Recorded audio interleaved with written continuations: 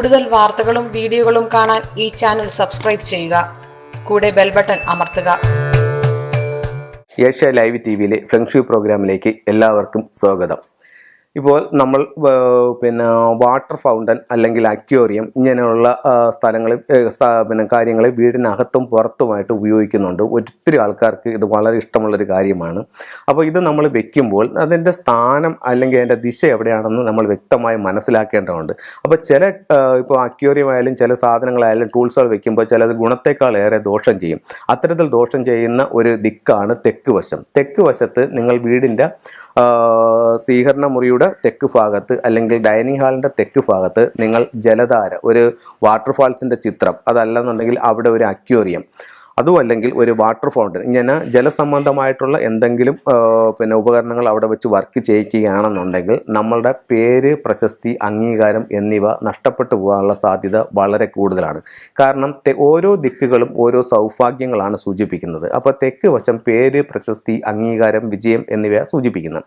അപ്പോൾ നമ്മളുടെ ഓരോ ദിക്കിലും ഓരോ എലമെൻ്റ് ഉണ്ടെന്നുള്ളതാണ് ഫെങ്ഷുയുടെ കണക്ക്. പഞ്ചഭൂതങ്ങൾ 5 എലമെൻറ്റ്സ് ഉപയോഗിച്ചിട്ടാണ് ഫെങ്ഷു ബാലൻസ് ചെയ്യുന്നത്. അപ്പം ഒരു എലമെൻറ്റിനെ നന്നാക്കുകയും ഒരു എലമെൻറ്റിനെ നശിപ്പിക്കുകയും ചെയ്യുന്ന ഒരു സൈക്കിൾ ഇതിനകത്തുണ്ട്. അപ്പോൾ തെക്ക് വശത്തുള്ള എലമെൻ്റ് എന്ന് പറയുന്നത് ഫയർ എലമെൻ്റ് ആണ്. അപ്പോൾ ആ ഫയർ ഇരിക്കുന്ന സ്ഥലത്ത് നമ്മൾ വാട്ടർ കൊണ്ട് വെച്ചാൽ നമുക്ക് തന്നെ അറിയാം അവിടെ സ്വാഭാവികമായിട്ടും എന്താ സംഭവിക്കുക എന്നുള്ളത്. ഈ വാട്ടർ അവിടെ നശിച്ചു പോകും. വാട്ടർ നശിച്ചു പോകുമ്പോൾ അതിനോടൊപ്പം അവിടെ പറയപ്പെടുന്ന സൗഭാഗ്യങ്ങളും നമ്മുടെ ജീവിതത്തിൽ നിന്ന് നഷ്ടപ്പെട്ടു പോകും. അപ്പോൾ അവിടെ പറയുന്ന സൗഭാഗ്യങ്ങൾ എന്ന് പറയുന്ന പേര്, പ്രശസ്തി, അംഗീകാരം, വിജയം, ഇതൊക്കെയാണ് അവിടെ പറയുന്ന സൗഭാഗ്യങ്ങൾ. ഇത് നമ്മളുടെ ജീവിതത്തിൽ നിന്ന് നഷ്ടപ്പെട്ടു പോകും. ഇതിന് പകരം അപവാദങ്ങൾ, കുപ്രചരണങ്ങൾ, അങ്ങനെ ദോഷമായിട്ടുള്ള കാര്യങ്ങളെല്ലാം നമ്മുടെ ജീവിതത്തിലേക്ക് വന്ന് ഭവിക്കുകയും ചെയ്യും. അപ്പോൾ ഇത്തരത്തിലുള്ള അപകടങ്ങളും പ്രശ്നങ്ങളും ഒഴിവാക്കാനായിട്ട് യാതൊരു കാരണവശാലും വീടിൻ്റെ പുറത്ത് തെക്ക് വശത്ത് water body, aquarium, water fountain എന്നിവ വെക്കാൻ പാടില്ല.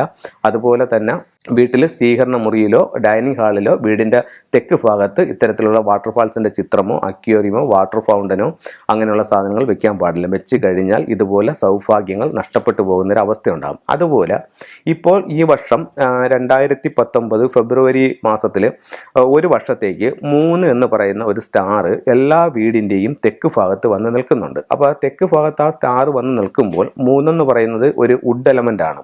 അപ്പോൾ അവിടെ നമ്മൾ വാട്ടർ എലമെൻറ്റ് ഉപയോഗിക്കുമ്പോൾ സ്വാഭാവികമായും വുഡ് വളരും. ഈ 3 എന്ന് പറയുന്ന വുഡ് കലഹത്തിൻ്റെ വുഡ് ആയതുകൊണ്ട് ആ കലഹമാണ് അവിടെ വളരുന്നത്. അപ്പോൾ തെക്ക് ഭാഗത്ത് നമ്മൾ അക്വേറിയം വെക്കുകയാണെന്നുണ്ടെങ്കിൽ അല്ലെങ്കിൽ വാട്ടർ ഫൗണ്ടൻ വെക്കുകയാണെന്നുണ്ടെങ്കിൽ അവിടെ പേരും പ്രശസ്തിയും നഷ്ടപ്പെട്ടു പോകും. അതോടൊപ്പം തന്നെ കലഹത്തിനുള്ള സാധ്യത വളരെ കൂടുകയും ചെയ്യും. അപ്പോൾ യാതൊരു കാരണവശാലും തെക്ക് ഭാഗത്ത് ഈ വർഷം വെച്ച് കഴിഞ്ഞാൽ 3 കൂടെ ആക്റ്റീവ് ആവും. പൊതുവേ അവിടെ വെക്കാൻ പാടില്ല. എന്നാൽ വളരെ അപൂർവമായിട്ടുള്ള ചില കേസുകളിൽ നമുക്ക് വീടിൻ്റെ തെക്ക് ഭാഗത്ത് വാട്ടർ ഫൗണ്ടൻ വെക്കുന്നുണ്ട്. വാട്ടർ ഫൗണ്ടൻ എന്ന് പറഞ്ഞാൽ ചെറിയൊരു വാട്ടർ ഫൗണ്ടനാണ് അവിടെ വെക്കുന്നത്. അതെന്താ വെക്കുന്നതെന്ന് ചോദിച്ചാൽ ഇപ്പോൾ തന്നെ ഇത് പ്രോഗ്രാം കേട്ടോണ്ടിരിക്കുന്ന ആൾക്കാർ വിചാരിക്കും, എൻ്റെ വീട്ടിൽ സാറ് വന്നപ്പം വീടിൻ്റെ തെക്ക് ഭാഗത്തൊരു ചെറിയ വാട്ടർ ഫൗണ്ടൻ വെച്ചിട്ടുണ്ടല്ലോ, അതിനിപ്പോൾ സാറിന് മിസ്റ്റേക്ക് പറ്റിയതാണോ? അങ്ങനെയല്ല. അതിൻ്റെ ഫ്ലെയിങ് സ്റ്റാർ എടുക്കുമ്പോൾ വാട്ടർ സ്റ്റാർ 8 എന്ന് പറയുന്ന സാധനം വീടിൻ്റെ തെക്ക് വശത്ത് വന്നിട്ടുണ്ടെന്നുണ്ടെങ്കിൽ അവിടെ ഒരു ചെറിയ വാട്ടർ ഫൗണ്ടൻ വെച്ച് ആക്ടിവേഷൻ ചെയ്യുന്നത് നല്ലതാണ്. കാരണം അത് വെൽത്ത് ഉണ്ടാക്കും. അതേസമയം അതിൻ്റെ അളവ് കൂടുകയാണെങ്കിൽ സ്വാഭാവികമായി അത് കുറച്ച് ബുദ്ധിമുട്ടുണ്ടാകും. ഇപ്പോൾ ചെറിയ വാട്ടർ ഫൗണ്ടനുകൾ വീടിൻ്റെ തെക്ക് വശത്താകാം. എങ്ങനെയെന്ന് വെച്ച് കഴിഞ്ഞാൽ അവിടെ ഫ്ലെയിങ് സ്റ്റാറിൽ 8 അവിടെ നിൽക്കുന്നുണ്ടെങ്കിൽ അവിടെ ആകാം. അപ്പോൾ അത്തരം കാര്യങ്ങൾ ശ്രദ്ധിക്കുക. ഇത്തരത്തിലുള്ള കാര്യങ്ങൾ നിങ്ങളുടെ ജീവിതത്തിൽ ഒത്തിരി നേട്ടങ്ങൾ ഉണ്ടാക്കുന്നതാണ്.